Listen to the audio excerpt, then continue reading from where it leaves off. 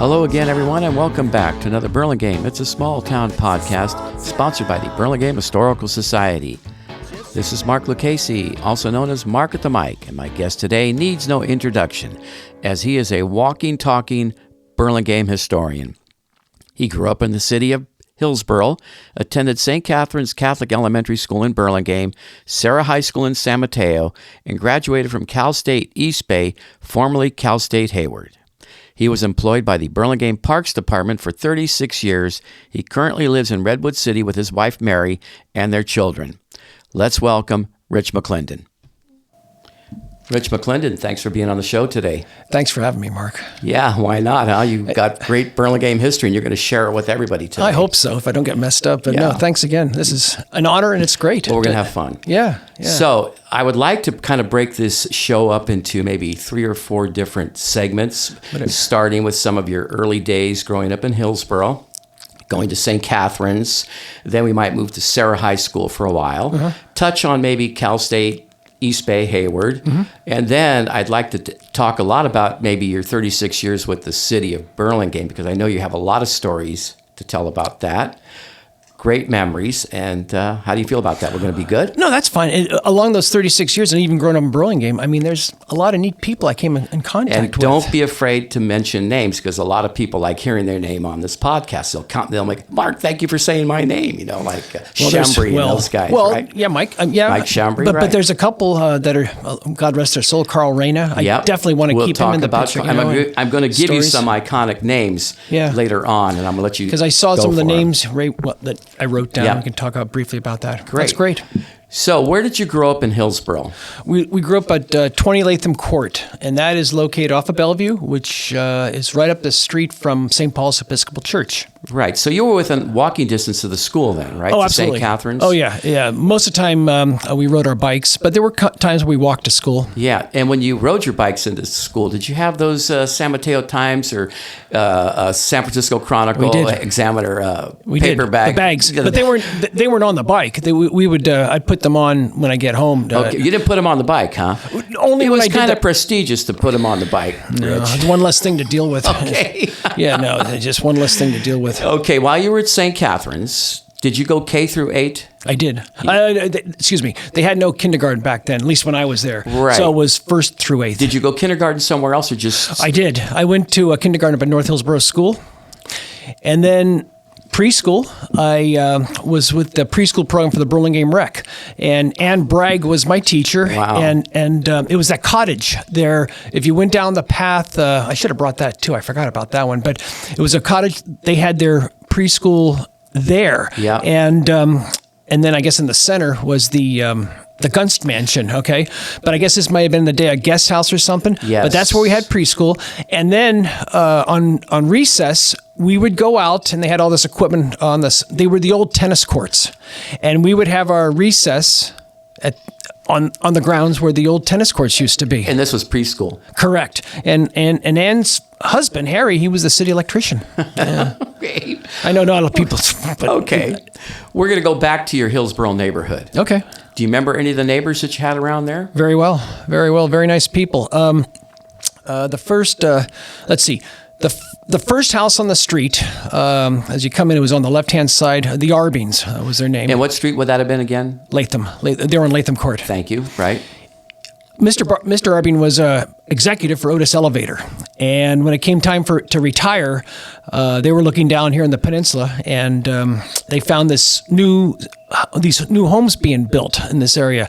And they liked it, and they bought their house, and they've been there ever since until they both died. And that was their house where they lived in. Yeah. And it was kind of interesting because they loved watching us grow up and stuff. And during the time, Mr. Arbing took up a hobby of rocks. He took these rocks, and he had these big pieces of equipment in his garage, and he would shine them up and make them like gems and rings and stuff. God sakes, he did that for years. And he gave me one time my mom and something like a little ring or something to have as a keepsake. But he did that. And he was an executive with Otis Elevator. Correct.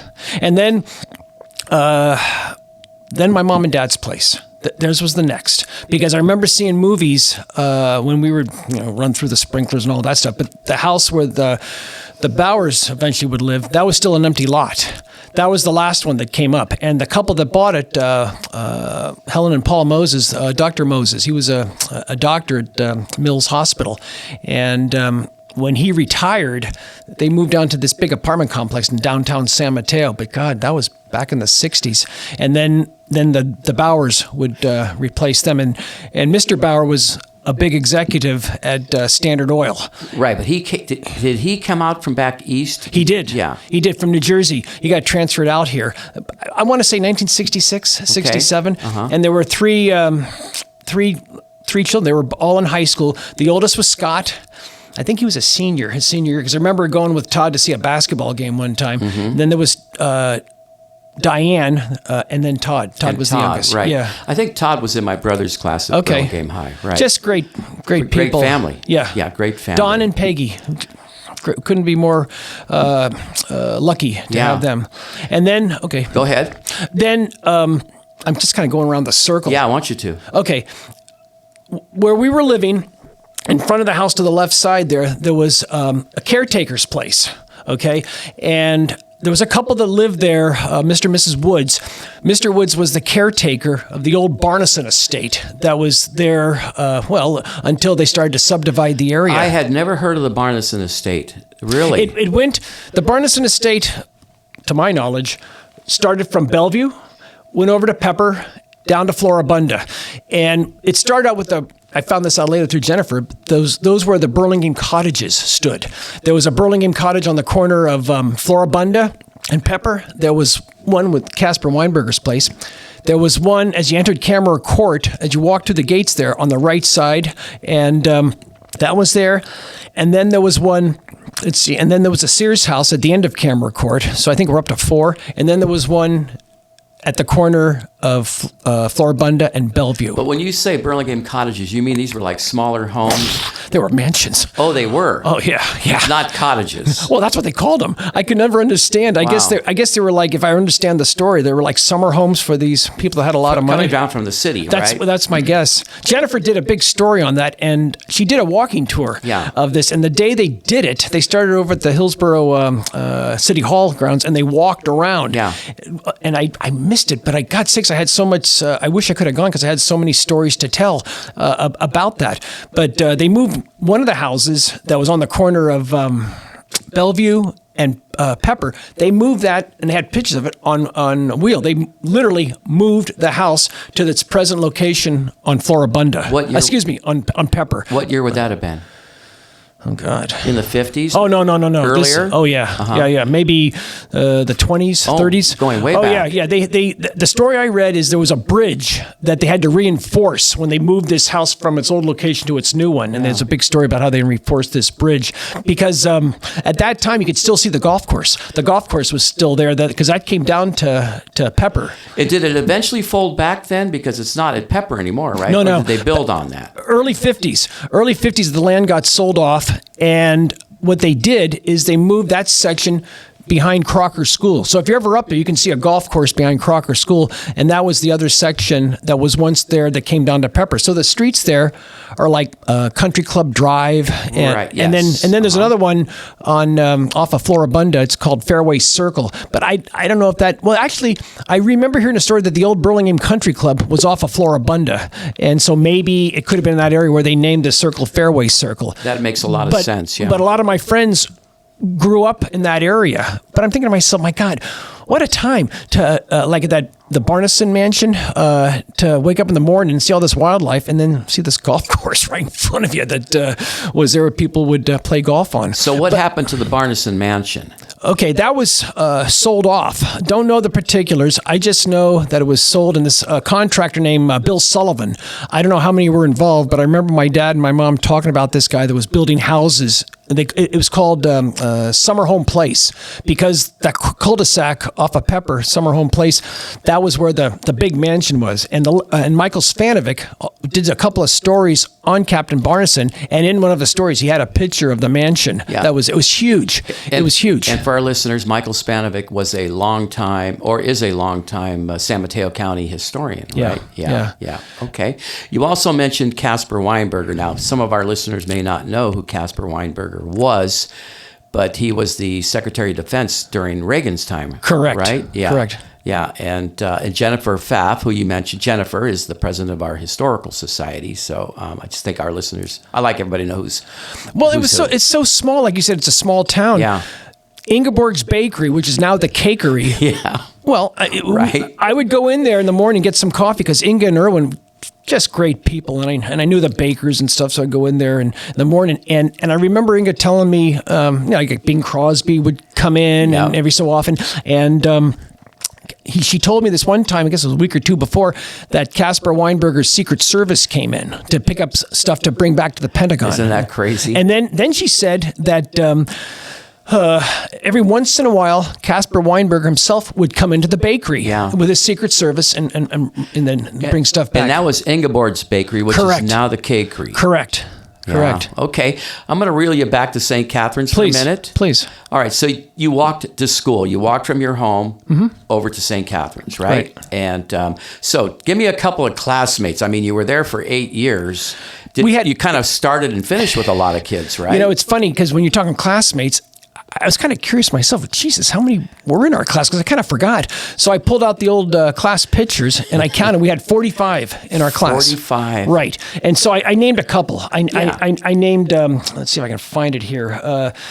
Gary Williams. Dennis Williams' younger brother? Correct. Okay. Now, Dennis passed away a few years ago. Yeah. He died unexpectedly, I guess one morning in his bathroom, and it just collapsed. I went all through St. Catherine's with Dennis and Serra. And his wife, Julie, she moved, or Judy, I think her name was, she moved to Livermore. Okay. But that shook a lot of people up. So it's just Gary, he lives over in San Ramon with his wife. Good. And his 2 boys are grown. I think they're both attorneys. And then Nancy, she was down in Southern California because a number of years ago they sold the house on Linden, and everybody went their own way. Right.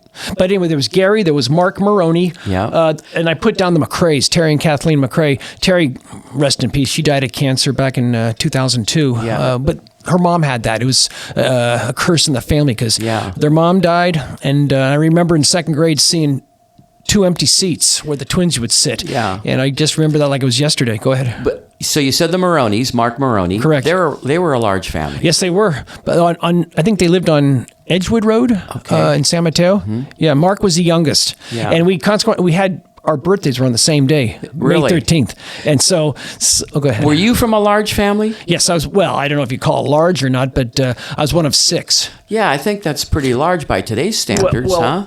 My wife, Mary, she's one of 9, but it's just, yeah. And for our listeners, Mary's listening to this right here with us at the table, giving a rich encouragement. So keeping me on the straight path. We love having her. Okay, so you had 6 in your family. Yeah, and I'm totally convinced that I was supposed to be Mary Ann, and that didn't happen. And then there was Dan, and then there was Matt, then there was Kevin and Stephen, and then Mary Ann came. But I'm totally convinced if Sis was born first, there would probably been less of us. But I could be wrong. But on the 6th try, Mary Ann came along. Terrific. Love hearing it. But you know as well as I do, back in the 60s, it was large families. It was large families, yes. I mean, we talked about the Hilliards, a longtime family from St. 13 or 14, something like that. And the old Burlingame Advanced Star did a story on them on the front page. The Burlingame Advanced Star. Yeah. All right, back to St. Catherine's. Okay, we stopped at Mark Maroney. You mentioned him, the McCraes. Right. Give me a couple more. Oh, all right. Well, I mean, J.J. Kiernan. J.J., yeah. God rest his soul. What do you say that for? He's deceased. I didn't know that. Yeah, he died in Costa Rica about 12 years ago, 12, on the beach. That's where he retired to. He wanted to enjoy life and stuff. I'm sorry to hear that. Well, his dad died very young, too. So I'm guessing maybe... I'm sorry to hear that. I didn't know. That's okay. Let's move on from that. Sorry. That's Seamus Murray? Was he in your class? Yes, he was. And he's dealing with his grief as well. Yeah. Right, boy. Okay, so anybody else? Let's move away from that for a minute. I'm going to just give you a couple more questions about St. Catherine's. Who was principal when you were there? Her name where did I do with it? It's her name was Sister Rosemarie DeBella, or as we knew her, Sister Mary Charlita. Okay, so what had happened to Sister Mary Ruth? All I remember her was when I was in first grade. Okay. I don't know much else about. I don't know when she left. I just remember Sister Mary Ruth was the first grade principal. I mean, was the principal when I was in first grade. Okay, so by the time you moved on, by the time I guess I moved on from there, Sister Mary Ruth's tenure must have come I'm trying to remember. I'm trying to remember. Maybe Sister Stevens was a principal one time. Mark, I really don't know. Did they still wrap you on the knuckles or the hands with a ruler if you were a bad boy? Probably. Yeah. Well, I remember well. Well, I know. Okay. Well, I know my brother. I know there was this. If this was done today, that'd be major price to pay. But the first grade teacher, my brother Matt, was in the first grade. Her name was Sister Mary Immaculate. Her thing was you never walk around the school with your shirt tail out. Right. And if it was out, she would make sure that she would tuck it in. Yeah. And You probably didn't want that to happen. No. All right. We're at St. Catherine's. Right? Okay. Okay. Now it's the end of the day. What was a typical after-school day for you? Well, this didn't happen all the time, but on our way home on Primrose, your mom would be outside to greet us with candies and stuff, Tootsie Pops, little Tootsie Rolls, bubble gum, little candies and stuff. She didn't do it all the time, but she was out there. Right. And so we always were keeping our fingers crossed that Miss Lucchese could be outside the That's door when there. we had Jim the Super. Jim Super. Yeah, Right. Mm-hmm. yeah. That was, and then I'd go home. God, when I Would you walk home El Camino or would you cut down Primrose. And then go up Burlingame Ave or what? No, I went to Primrose. Most of the time, went to Primrose down Chapin, Okay. and then cross the street there, and then cut through St. Paul's Church to Occidental, and then walk up Bellevue to home. Yeah. Did you ever go up and down the avenue when you were in maybe 7th or 8th grade? Or anything I could like have. that? I could have. I mean, it's kind of a blur, but.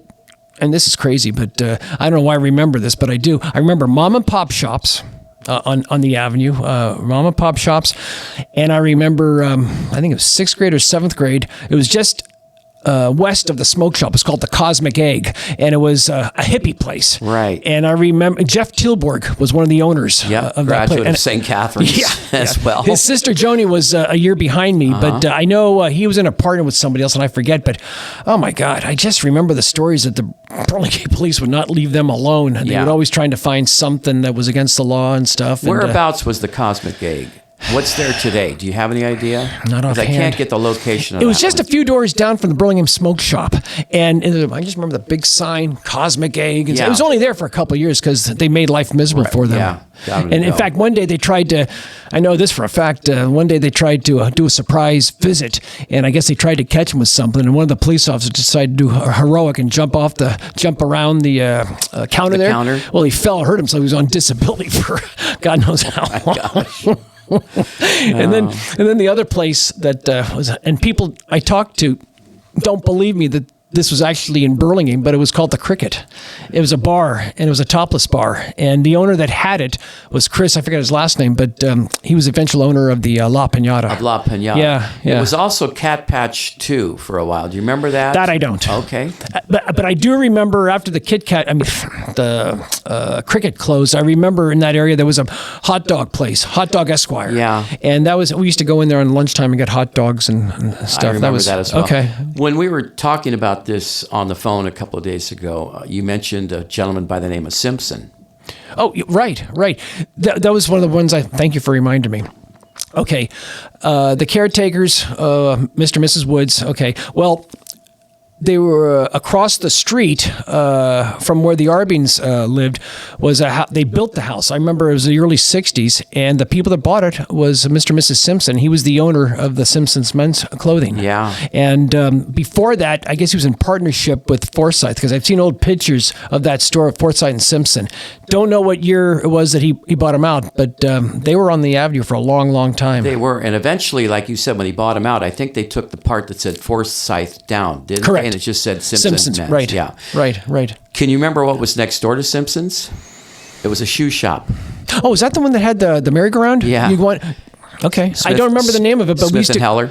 Okay, that's right. Okay. That's right. Yeah, Great. we used to go in there. We'd get shoes, and we'd ride the little ride they had in there, get on while our brothers were getting shoes and stuff. That's right. Nice memory. Did Simpson's supply our salt and pepper trousers and white shirts, or was that Levy Brothers? Do you remember? I remember Levy Brothers, but they could very well have. I just forget. But yeah, I remember those trousers we wore for St. Catherine's. Salt and pepper. Yes. Hot. Yes. Very hot on warm.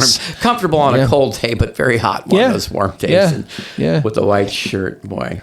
Thanks for a heads up on the I forgot to mention that. So when you were at St. Catherine's, or maybe 7th or 8th grade, where did you hang out on a weekend? What did you do on a typical weekend?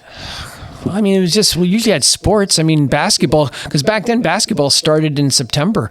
They had the league start in November, and practice would start at the end of September. And where did you play? Where was the gym you played at? We were able to use Burlingame High School gym one day a week. There was no rent charge back then. We had the whole gym to ourselves one day a week, usually from like 6 to 7:30, and then 7:30 to 9. It was the older kids had that, but we had the whole place to ourselves. And then we had our home games at Burlingame High School with no charge. That started in the early 70s when they started charging rent to use their facility. And that was the old PPSL, the Peninsula Parochial School League, right? Correct. Now it's called the Peninsula Parish Schools League. They changed the name a number of years ago. Okay. And they play baseball first, then basketball, and then track. All right. Why don't you give us some names? Who were some of your coaches back then?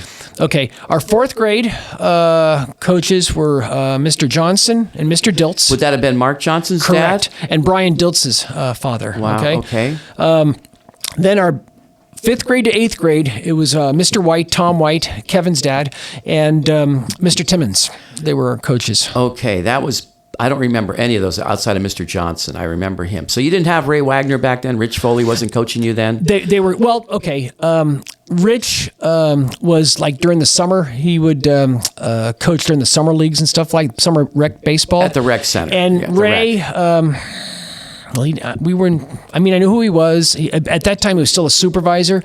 But as far as coaching goes, no, Rich was still coaching. And then Charlie Gear. Yeah. Charlie Gear was, I had a first introduction with him in 4th grade. He taught us P just shortly before they got someone more permanent. Because he was involved at St. Catherine's along with Rich Foley and Ray Wagner back in the early 60s. Right. Yes, they did a lot of coaching. They did. Yeah. They did. But then they did a lot of things for the rec center as well. And I think, correct. And then Ray went on to be the rec department. Ed Lincoln was the director. The director, correct. Okay, he retired in 72, and it was announced sometime in the later 72 that Ray would be the next director of recreation for the city of Burlingame.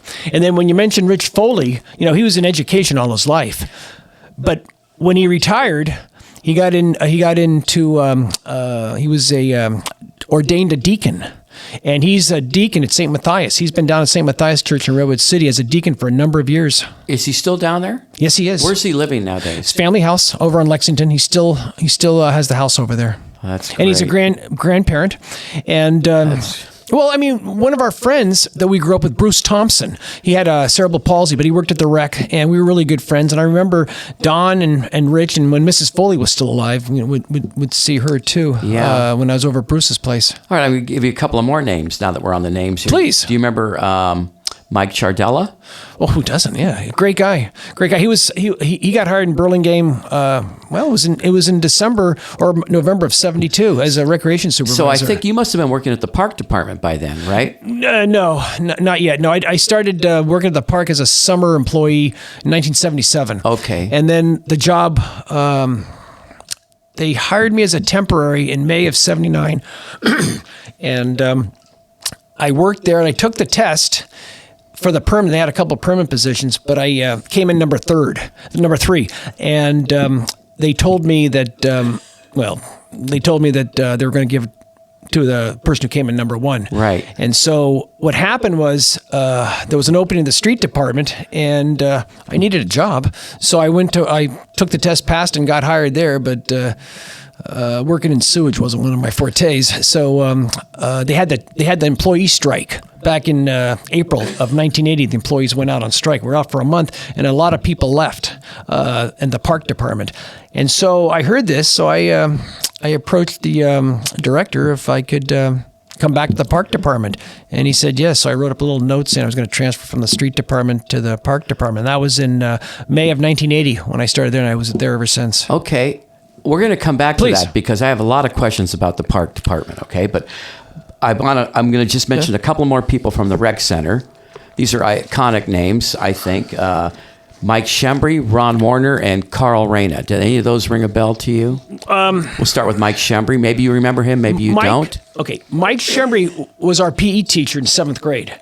He was super because he had stuff for us to do at lunchtime to keep us, out of trouble. Right. He one of the things he did was he had a softball league, and he had teams, and we would play softball during lunch. He would pitch, and it was funny because Brian, he and I competed against the home run kings. Matt and I were always hitting the softball over the fence and stuff like that. And to this day, Matto still talks about Mike Shembry. Oh yeah, but never upset Mike because when he threw the softball, it was like a bullet coming out of a gun. I mean, it was fast, and if it hit you, it would hurt. It would sting. Yeah. But Mike was a great guy, and I loved him as a PE teacher because he was only there for 1 year, but he was did a great job. Yeah. That's a lot of fun memories. And Ron Warner, I remember him coaching, be involved in Babe Ruth baseball. I remember that.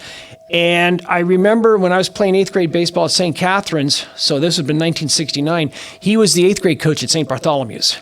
And after that, I kind of lost track. I knew he was in the area. I just didn't know what the heck he was doing. Okay. But I remember that name through coaching sports. Yep. I was hoping you remember some of those names. Now, how about Carl Reyna? Oh, God, I got pages. I know you could. Him. Keep it to the Reader's Digest version. I know you can go. Okay, Ray, Charlie, Rich Foley. Okay, I'm just making sure I didn't... Okay, what? Give me a couple of Carl Reyna stories. In fact, maybe can you tell our listeners a little bit about who Carl was in case they don't know who we're talking about?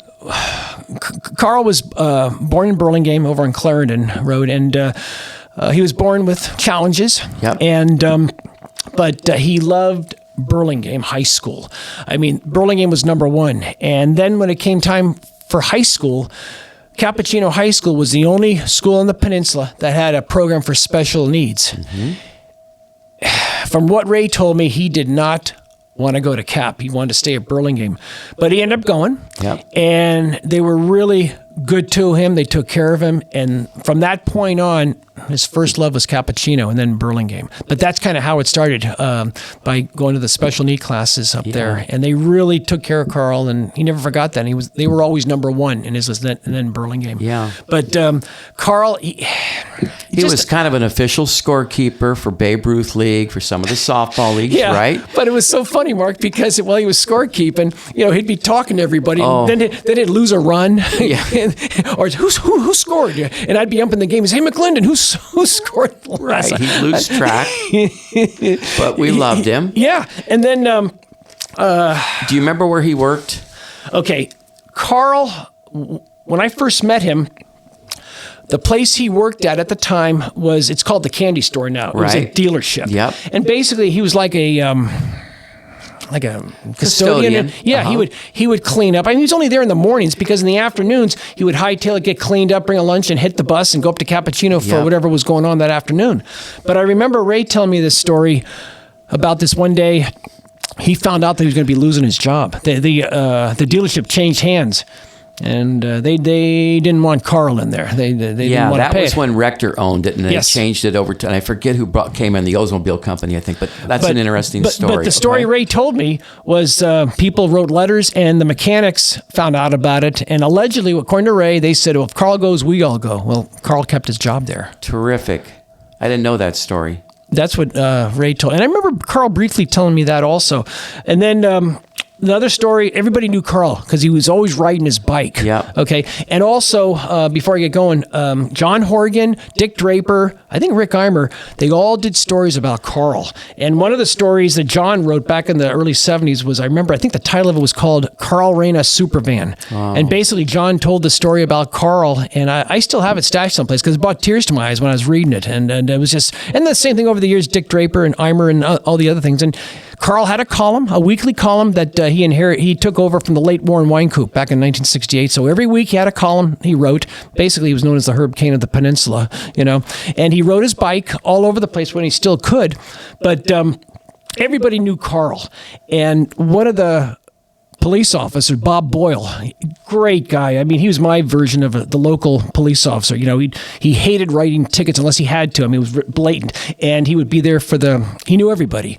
And obviously he knew Carl. And he told me this one story that it was a Saturday morning, and he was going down Burlingame Avenue, and he says, "Hey, Richie, here's a story I got to tell you." And he says that he saw Carl on his bike, and he saw him the night before. Okay, I think it was at a sporting event or something. But anyway, Bob, as the story goes, Bob crept up to Carl in his police car, turned the lights on, the siren. He goes, "Pull over! You're drunk driving!" And Carl turned around. And he started, really that big. And then Bob told me later. He says, "Geez, I could have killed him because he probably could have fallen down or hurt himself and stuff like that."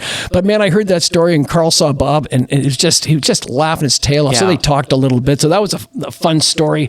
And then another time, years later, when Carl was working in the park, I guess basically a couple days a week picking up papers and stuff. Well, the kids knew him. I mean, they all knew him, and even the kids that went into, smoke, whatever. And this one morning, I was mowing the lawn nearby the picnic area, and Carl had his bucket there, and his kids were at the picnic area, and Carl would go by, "Good morning, stoners." He said, "Good morning, Carl. Good morning." Good morning, stoner. He's the only guy that could say that and get away with it and stuff like that, okay?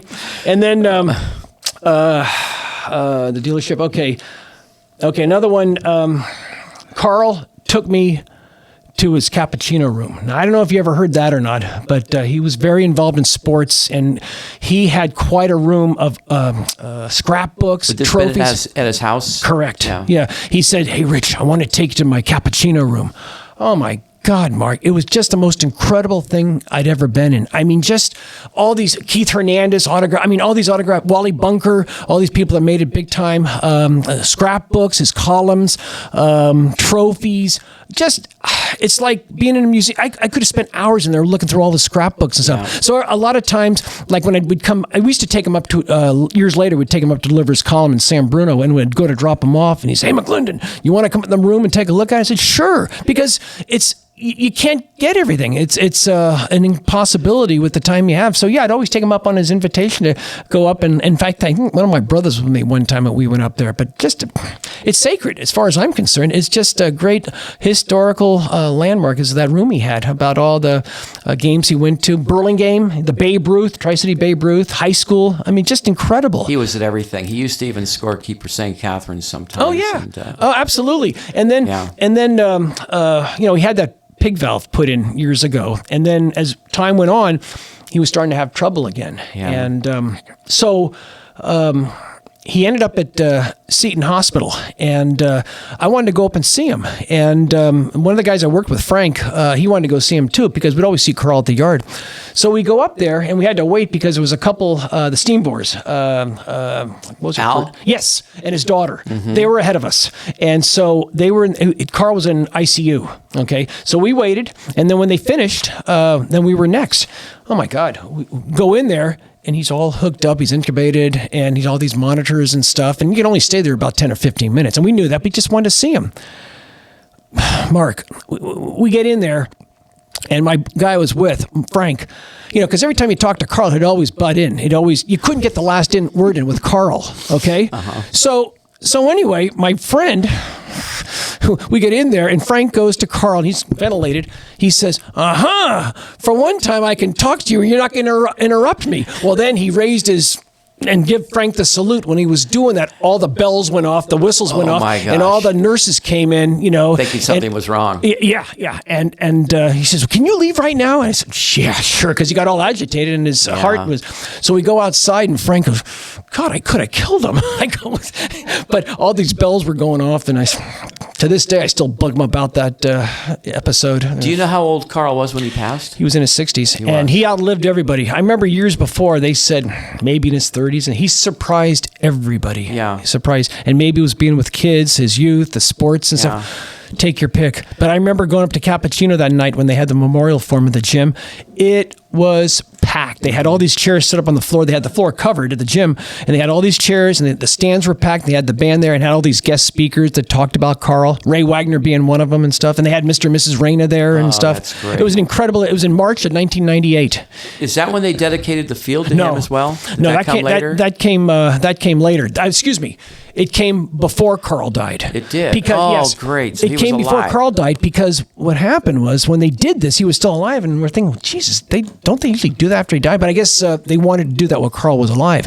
So hence, when they did it and the football season was going for the first few years, Cap didn't have a very good football team. Right. So I made the mistake of going in there for coffee in the lunchroom one morning. Carl was in there having his coffee or tea or whatever. And I go, hey, Carl, what's going on, man? Ever since they dedicated the field in your name, Cap's football team hasn't won a game. And he looks at me and goes, you McLinden, it just, I really hit a nerve, you know, and a lot of guys did that too, tease him. But now lately they've done pretty well in football. But it's amazing how things kind of changed. But after that happened, for the few years, they weren't doing anything. Yeah, boy. Carl Reyna, that's a great story. Those are great stories, Rich. Thank you for sharing those. Can we go to Serra High School? Please. Let's leave St. Catharines. Okay. Move to Serra High School. What motivated you to go to Serra? Oh, it was a place to go to. I mean, that's what you did after St. Catharines, go to a Catholic high school. I mean, that was the big thing back then. Right. Was to go to Serra High School. It was all boys school, and that's what you wanted to do. I mean, had it... my dad wanted me to go to St. Ignatius, but my mom squelched that idea because...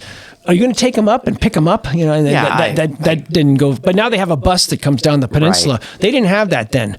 No. So I went to Serra.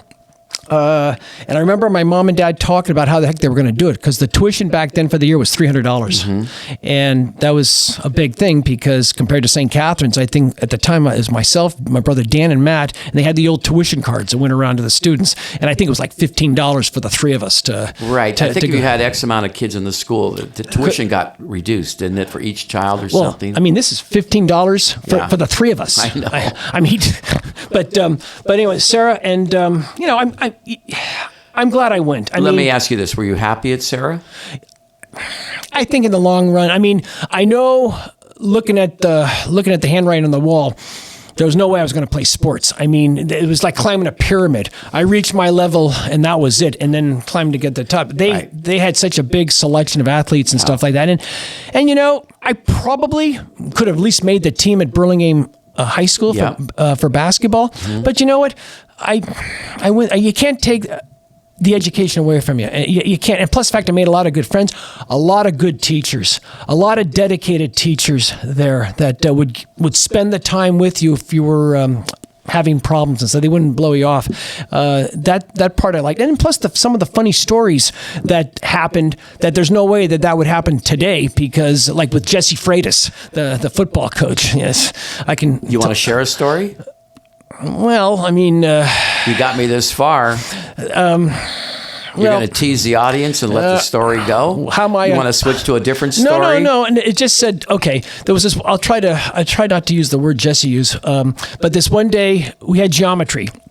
Bonehead geometry, and at the time he was the football coach, right. And so during football season, some of the guys on a Friday afternoon would talk to him and say, "Hey, Mr. Freitas, pregame, whatever the game." So more than not, we'd talk football for the whole class right. about what he's going to do and stuff. This is my junior year, and then on Mondays if they won, a lot of times he'd talk that too and stuff. Okay, so. This one day, it was a hot afternoon, and there was no AC and no fans, and it was really hot. And this one guy he was a St. Catharines graduate, Derek Dykeman, okay? Well, he was screwing around, and it was hard to keep attention because it was hot and stuff. And Jesse asked him to knock it off, and he kept, screwing around. So Jess took a piece of chalk, and he threw it at him. And he says, in other words, "Gosh darn it, Dykeman." He says, somebody ought to open up your head and go to the bathroom and give you some brains.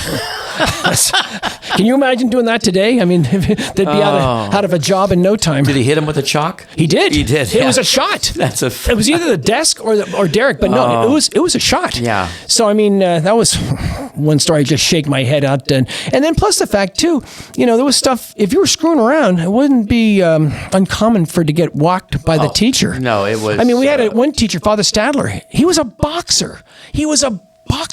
And for whatever reason, some of the kids decided to, make life miserable for him, and he'd put them in their place. You got out of line, you'd get right back in line. He was the last person you'd want. You didn't mess around with those guys. And then I witnessed a lot of things.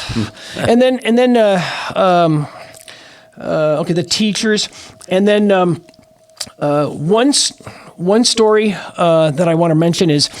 It was my junior year. I was taking this electronics class, and it seemed really interesting. So Don Pershing was the teacher, and he was really intelligent. He was too intelligent for me, that's for darn sure. But I wanted to take this basic electronics class. Tell me quickly, what years were these? This is 1972, my junior year. Okay. 1971, 72. Okay. My junior year. Well, anyway, and the other thing too, he would give the shirt off his back to make sure you understand this, and just a real dedicated teacher. But this one time, this freshman, he was ahead of his time. Ada Reagan, remember Ada from Hillsborough? Their kids went to St. Catherine's in the early 60s. Great family. But Brent, I don't know if he went to St. Catherine's. He may have gone to the Hillsborough schools, but he was really ahead of his time. He brought into class this one day a Texas Instrument, okay? And the thing was, had all the calculations. The calculator. Yes. And he brought it in, and obviously he had everybody's attention because they'd never seen that. He was the first one, to my knowledge, in the school that brought that to class, okay? So he was explaining how it worked, and this is like in 1971, 72, and he made the comment in front of Pershing, and I quote, "This device will eventually replace the slide rule." And Pershing heard that. He said, no. Nothing's ever going to replace the slide rule. Well, you talk to people now, nobody knows what a slide rule is. No, they don't. Now that's crazy. So he was ahead of his time. Yeah. And then, that was one of the memories. Did you work while you were going to Serra? I did. I had a paper route, okay. and I worked at the Burlingame Rec. And so, since I realized that my athletic ability was going to be retired, I figured I might as well. So I umpired Little League games. Yeah. I did that. I had a paper out, and I worked part-time at the Burlingame Rec. Did you do any activities at Serra? Besides not playing sports, was there drama or anything else? No. So you pretty much went to work. That's the thing I regret. Yeah. That's the thing I regret, is not being more involved than what I was. No, our son Christopher, he was into everything. He got on in 2009. But to myself, that's one of the things I regret, is not being more involved with the show, because it goes really quick. And most of the guys from St. Catherine's back then went to Serra. Would you say the majority of the kids that you? Some went to Burlingame. Couple went to Burlingame. SI. That I don't remember SI, but I know there were a bunch that went to Serra. But after the first year, and they didn't make the sports, they transferred to Burlingame. They went to Burlingame. Yeah. Well, Seamus was one of them. Yeah. Seamus was there for a year, and then he transferred to. And then my brother Dan. One thing that was terrible that happened at Serra High School in my junior year was the teacher strike. Okay. Don't know the particulars. I just know that they went out on strike, and it was the most chaotic situation. 1972? 71, it was my junior year. Okay. And it was terrible. The priest crossed the line, and for a week or two, they actually had seniors trying to teach the classes. My gosh. And then they had substitutes come in, but I'm trying to remember how long this went for. You talk to a lot of people today, nobody knows that there was a teacher strike. It was an archdiocesan teacher strike. I certainly don't remember it. It wasn't just Serra High School. Was it high schools, or was it the elementary schools as well tied into this? I just remember the high schools, archdiocesan high schools that were on strike. Interesting. They killed the school, Mark. I mean, a lot of people left. It took Serra a long time to get back on its feet. Yeah. That was a dark moment in the school's history. Do you know? And then when they came back to work, people weren't talking to each other. It just wasn't a good thing. Do you know did they settle for what they wanted or anything? Do you remember that? I don't remember. Okay. Don't remember. All right. I mean, I was a junior. I mean, and I'll tell you the other thing too is the coach from Sacred Heart. His name was I think it was Callahan. I think he came from Sacred Heart High School. He was going to. Frank Nolan retired or left or dropped out of coaching basketball, and he was going to take his place. But what happened was he was going to be a part of this because everybody was in a lousy mood. So he left, and I think he went back to Sacred Heart. I think, but he didn't coach. So the junior year at Serra, Dave Stevens was the coach, and then the senior year at Serra, Jim Brovelli was the coach for 1 year, and then years later he went to coach at USF for a number of years after they came back from suspension and stuff. Jim was quite involved up at USF as the basketball coach. Correct. Yeah. Okay. Yeah. All right. So what year did you graduate from Serra? 72? 73. All right. Yeah. So I know you did a little time at CSM, but we're going to move from CSM. I was on the 2.5 year plan. That's all right. A lot of folks were. Okay. It doesn't matter. But did you go right to Cal State Hayward, or what they call East Bay today? Did you go from CSM right to Hayward State? Okay. I graduated. I was on the 2.5 year plan. I finished in January of 76. March of 76. I went to Cal State here. I was there for 2 years, and I graduated in March of 78. And you got a degree in recreation. Correct. Okay, correct. So that kind of is going to segue into your That's park fine. That's experience, fine. Right? Yeah. You mentioned that the Parks Department went on strike. Was it when I was strike? it was in 1980. Okay. Correct. And we went out on Good Friday too. Yeah. Boy, what a day to pick. Yeah. Okay, I'm just wondering, how did you get into the parks and you didn't go towards the rec center? I did. Department? I tried. I figured that was the idea. I'd get a job because I needed to move out and I needed a job to support myself. Right. So I had that. And I just figured it would just be for a short period. I'd got to find a job in the rec. But they're good jobs, Mark. They're really good jobs. But in the meanwhile, you were working for the parks or the street or whatever it was. It was a parks, and I thought, well, working there, then parks and rec, and have experience on both ends because I did a lot of part-time work working at the rec and stuff. But God, I went outside the Bay Area and stuff, and the same. I remember driving up to Fairfield and some other places, but it's almost like you had to either know somebody was already working as a temp, or had some recreation experience someplace else. I was never able to find something in the recreation field, and definitely not around here. And I suppose if I wanted to go way outside the area, like maybe even out of the state or outside. Maybe Northern California, someplace far. Maybe I could have found something, but I didn't want to leave the Bay Area. That was one of my mistakes. Any regrets? Well, hard to say, huh? It worked out fine because I got by. We got our kids through school with Mary's help mostly, right? And I was always a crackpot of trying to keep the bills paid and stuff. But the big thing is, when Timmy was having his issues and stuff like that, I can't say enough about the administration supervisor at the park department because Timmy died in 2002, and there was issues going on the year before, maybe a couple years before, with pneumonias and stuff. But I can't tell you how many times I'd come to work and Mary would call me and said, Rich, I got to take him to the hospital. He's having some issues and stuff. Tim Richmond would say, Rich, hey, you take care of family first. They never, ever said no. And I'm thinking to myself, if I had an administrative job working as a supervisor, maybe I could have done it, or maybe not. But you know what? Maybe things happen for a reason. I don't know. All I know is they were very good to me as far as taking care of me as family first. Yeah, boy. I can't say enough about that. 36 years with the park, right? 36 years with the park department? Yeah, that's fine. Give or take? Well, I bought some time, and then just say 36 years. That's fine. Okay. How many parks are there in Burlingame? That's all right. We can move on. We can come back to it because if you remember. They added a bunch of parks, like the dog parks. Yeah. And that's on there for places to go. That's really big, the dog parks and stuff. But as far as the main ones, Washington Park, Ray Park, Cuernavaca, Bayside, Village Park. Victoria Park? Victoria Park, yeah. God, what's the other one? What's the one that's on California by, it's big lawn, big grassy Village area. Park? That's called Village. North of Broadway? That's called Village. Ray Park, did you say Ray Park? Right, okay. Ray Park.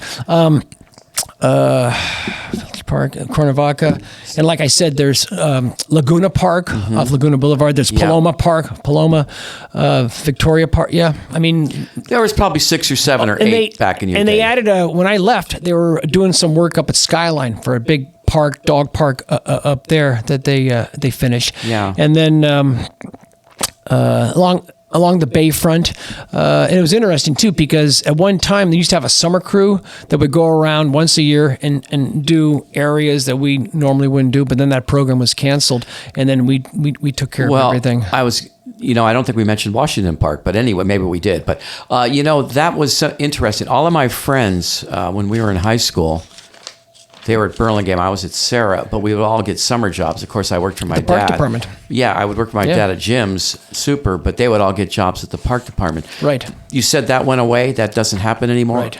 That's too bad. It is because it gave the kids something. And it was good. They worked, well, then it was 8 to 5. And I want to say like $2.50 an hour, which back then was good money. But they were what I remember is they were all making pretty good money. So, and it was a great job for them. Absolutely. And once you got it one year, if you did okay, you automatically got accepted. Right. And the next year. One of the jobs they did one year, well, I remember Dennis Nibbs had the project. They took out the cement that used to be the tennis courts of the Gunst Mansion, where we used to have our play area. I remember Jerry and God, who knows? There was a ton of people. They would just break up the cement by hand. It was miserable work, and they would haul it up and clean up the area and stuff like that. Did that become the Rose Garden? Is that where the Rose Garden was farther down. Oh, it's farther down. Yeah. All right. Yeah, that was farther down. In fact, that whole area where the Rose Garden is, actually beyond the Rose Garden, it's the Helen Darcy Fragrance Garden and stuff like that. There's little lawns there and stuff. That used to be all dirt. When I first started working in the park department back in 1979, 1980, that was all dirt, and then they landscaped it in 1980 or 81 along there. So that was nothing there when I started. Now there's all lawn and veg landscape, and so it looks really nice. Were you and Mary married at that time?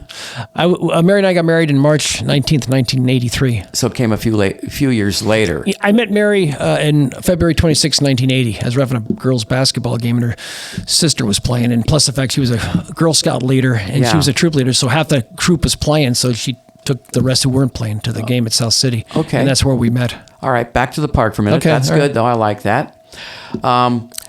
When you were working, was one of your assignments, did you work all of those parks in Burlingame, or were you just assigned to one or two parks? We took turns. Like, we'd be assigned sections. I think there were, I want to say, 2 or 3 sections.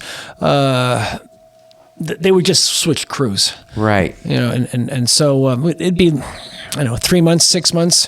It all depends when they felt like changing people around. Yeah, so I got a couple of names that I remember. Bob Wilkinson, Bobby John. Yeah, he was the man. He was the guy to go through for ball fields. That's what his biggies was. He would always fix the ball fields on the weekends and during the week. That's what he did. And then he also worked on the sprinkler crew later. But that was his gig to fix the fields. He was quite a character. Oh, it's funny. It's funny.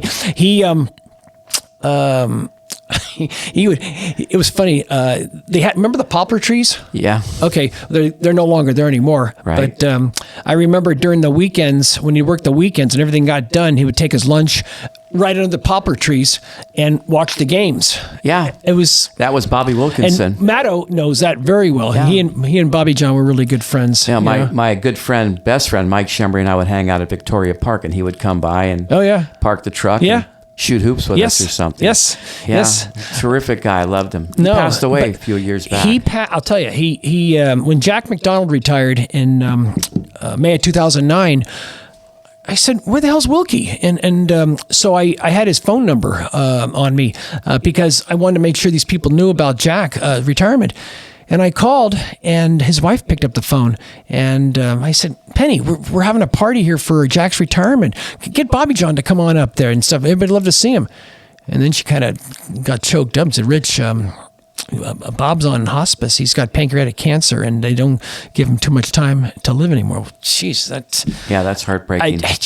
And then I told everybody the news and stuff like that. It just, you could hear a pin drop for a brief second of the people that were there that knew Bob. Yeah, he was definitely a legend. And I know when the word got out that he passed, because I think he was a godparent to one of Ray's daughters. I don't know if it was Karen or Debbie, but I know, they were all. That makes sense, because I think they were best buddies, maybe at San Mateo Well, High. Bobby John told Ray about the Burlingame wreck job. Oh, he did? Really? Yes. Yeah, Bob told Ray, and so Ray went on, he got the supervisor's job, and then years later he was appointed director. And then for the longest time, he and Bobby John were the best of friends. And maybe that's what happens when time moves on and everybody kind of goes their own own way. Yeah. But, oh my God, funny stories with Ray and Bob and I stuff have another like one that. for you. Please. Whose Boots? Okay. Boots. Jules Frankart, he was a director of the park department. And the first director of the park department back in the day, 30s or 40s, his name was Frank D. Anderson. Okay. When he retired, Boots became the park director. His name was Jules Frankart. And he lived in Burlingame for the longest time. He was on the volunteer, fire department. I mean, I've seen pictures of him in the late 20s. So he'd been around a real long time, and he was in park work. And but he was a tyrant. Ugh. Where'd the handle Boots come from? I'm guessing because he liked to go duck hunting, and he wore these big boots. That's the story I heard. Anyway. Okay. That's because at his retirement party, they had these big, knee-high boots that they gave to him when they had this retirement party back in 1972 or 73. But he was a park director, and then when he retired, John Hoffman got the job. He was from Pacifica, and then when John left, Rich Quadri took over. And Rich was the director until I believe maybe the mid-90s, because back then everybody was going in a different direction. The administration, they wanted to have they wanted to combine the positions. All these cities were combined to park and rec director, and so maybe Rich saw the writing on the wall, so he decided to retire. And what they ended up doing there was they had a Tim Richmond, who then had the assistant park director's job. They eliminated assistant park director also, and they gave him a title of superintendent. Okay, so he had that.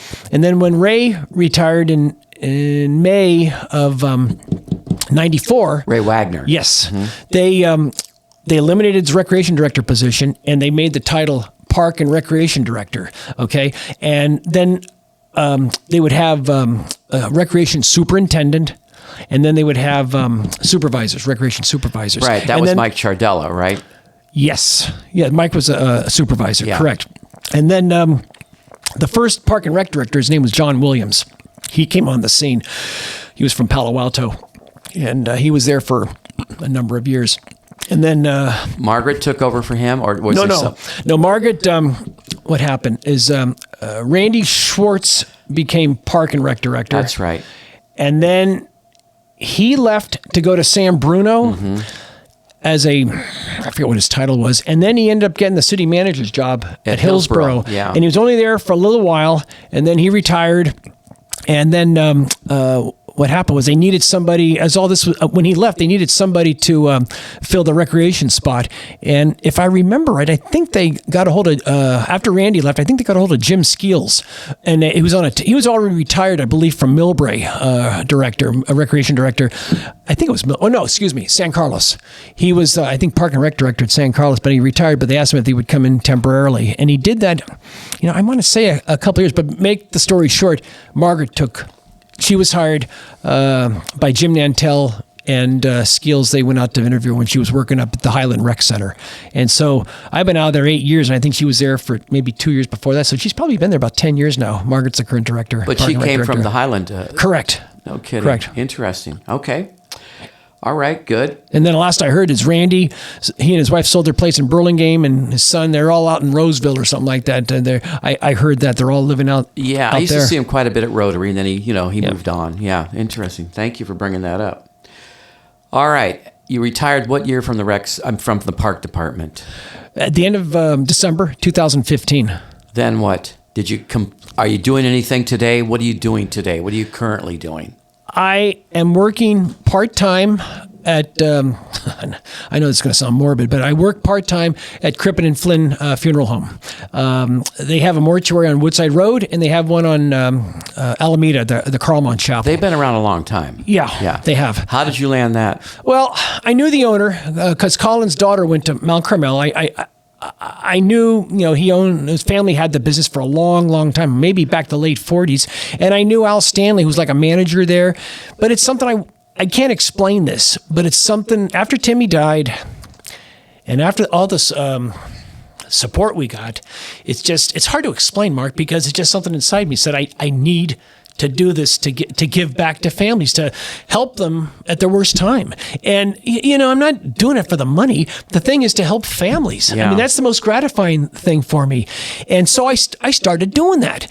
And because I wanted to kind of give back what was given to us when Timmy was sick and when he died and stuff, because we were overwhelmed. I mean, I didn't know.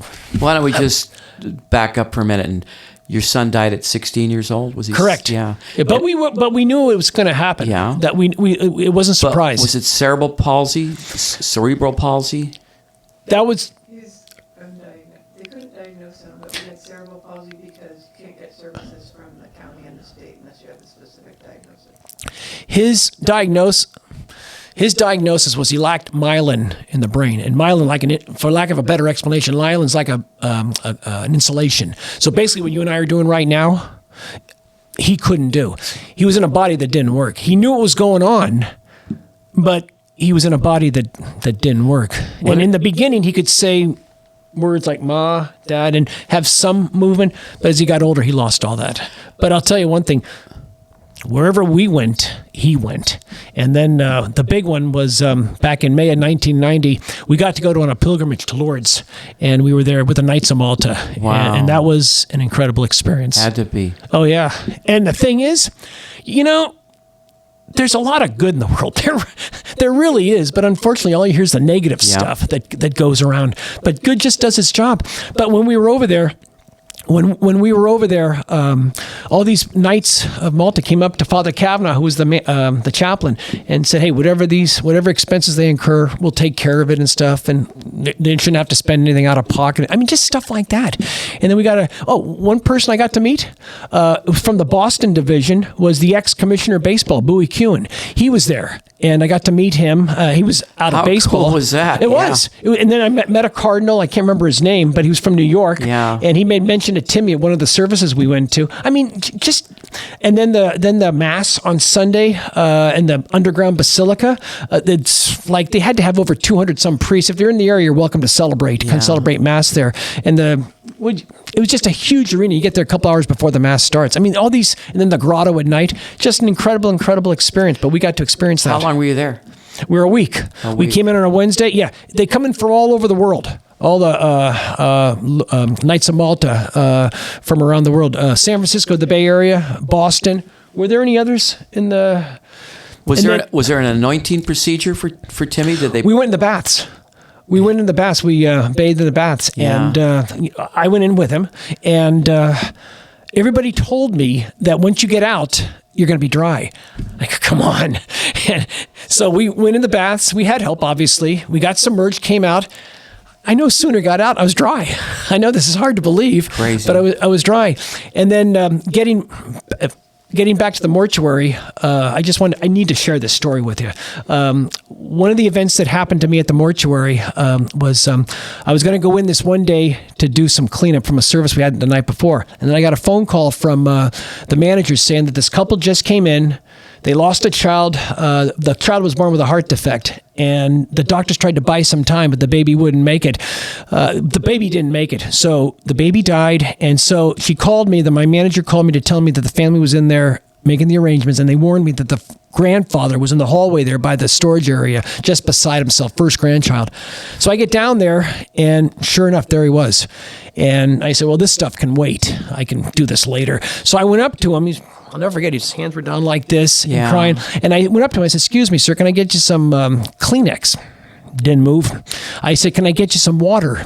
Didn't move. And then finally I said to him, "Let me walk across the street to the 7-Eleven and get you a cup of coffee while your daughter and her husband are making the arrangements for your grandson." Mark, he dropped his hands, he wiping the tears from his eyes, and he goes to say no thank you, but he stopped. He said no thank you, and he stopped, and he looked at me, and he stared at me, and he pointed his finger at me, and he says to me, he says, "Hey, did you umpire Little League games at the old GE Field in Burlingame back in the early 70s? And I said, "I did." He says, "I remember you. I played on the Reds." He says, "I always liked you. You're a good guy and stuff." And so for the next 10 or 15 minutes, we talked about growing up in Burlingame Hillsborough Little League at the old GE Field on Adrian. Yep. The managers, players, umpires, and then rec league baseball. Oh God, we talked for 10 or 15 minutes. And then his daughter came up to us, came up to her dad and said, "Dad, can you help us? We've got some big decisions to make." He grabs my hand in like a vice grip, and he shakes my arm, and all he says was, "Thank you, thank you, thank you." And I said, "For what?" He says, "For giving me a break of this terrible thing I got to deal with." Oh my God, that just made my day. Something so simple to help someone in their worst time. I was taken back. So I went home and I got this poem that was given to us after Timmy died. Our grief support group gave it to us. And I've kept it over all these years and I share with families. I brought it down and I gave it to Maria. I said, listen, could you just send this to the family? Maybe it'll bring them some comfort, because it hit the nail on the head what they were going through. Didn't think anything of it. A couple of weeks later, I saw Maria and I said, hey, did you ever hear from that family? It was in a couple of weeks ago. They lost the child. And all of a sudden she's, Rich, oh my God. She dropped everything and she said, I'm so sorry. She says, yes, I did. I sent it to them. They got it. And they were so moved by the poem that they read it after the funeral mass at St. Pius. And then people were coming up to them and asking for copies to give. And they were very thankful that we took the time to get it to them, to make it a little easier to deal with the loss of their child and grandchild. That is a crazy, wonderful story. Yeah, you just don't know. You don't. The world's so small. The world just got smaller, didn't it? Yeah. Wow. All right, before we wrap it up, because I just got the cue, we've hit an hour. I know it's easy, isn't it? I'll have to have you come back for another one. Well, one thing was the Nelson's escapade. Yeah. When we all used to go in there. Oh, yes. Timmy Knutson and Carl, and had a great bunch of stories for that. Yeah. You just can't make up. Okay. All right. All right. But before we go, what about a little shout out to your wife, Mary, and your kids? Okay. Hi, Mary. How many years have you been married? 41. Terrific. And how many children? We have 4. We have 3 plus an angel. Yeah. So our oldest is Megan. She and her husband live in Colorado Springs. And then Timmy, had he lived, he was our second oldest. And I always include him whenever they're asked how many kids in your family, because he is. Absolutely. He's part of the family. He's our borrowed angel. He'd be 30-something today, 30, 36? He was born in 86, August of 86. Yeah, so he'd be 38. This coming August, 30. Yeah. And then Megan's going to be 40 in January. And then Christopher is going to be 34 in November, and then Aaron, our youngest, is going to be 30. Amazing. How many? 30. You have grandchildren along the way, or anything? No. Okay, that'll happen. No. Yeah, but that's they're all another doing life their things. changer. No, that's good. They're all doing their things, and I've been blessed. I mean, Mary keeps me on the straight and narrow. Yeah, and she's a saint for putting up with me over all these years, and I couldn't be more happier to have her as my wife and friend, and her family. It's a beautiful thing, isn't it? Yeah, it is. It is. And the things that you guys have weathered and stormed. I mean, terrific, Rich. Yeah. Terrific. And Mary, thanks for sitting here and being a support group. Okay, appreciate it. And then the other one last thing is, I just tell people who lose someone close is and I tell people this at service I work, be open, because stuff will happen that'll come to you and you'll think, could this be, I'm trying to reach out, maybe a coincidence, because that's happened to us a ton of times after Timmy died. Yeah. Things that had happened and stuff like that. And with Mary's sister and stuff, maybe that's another time. But I tell that to tell the story. And I said, you could say it's a coincidence, but a coincidence is God's way of staying anonymous. So. Well said, Rich. Yeah. Thank you for being here today. Appreciate it, Rich. Yeah. Our walking, talking Burlingame historian. A lot more stories next time around. Maybe, okay? Hopefully. There's a lot here. Great, Rich. Thank you. Thanks. Thank you. I'd like to thank Rich McLinden for being my guest today on Burlingame. It's a small town podcast sponsored by the Burlingame Historical Society. Thanks to Kathy and Shelby Lucchese for editing and producing, the great Ray Tyler for video, original music by Bray. You can hear more of Bray at braymusic.com. This podcast was recorded on Thursday, June 13th, 2024 at the Burlingame Public Library. The Burlingame Historical Society copyrights this recording, and no part can be copied or replayed without the permission of the Burlingame Historical Society. So until next time, everyone, see you around Burlingame. It's a small town.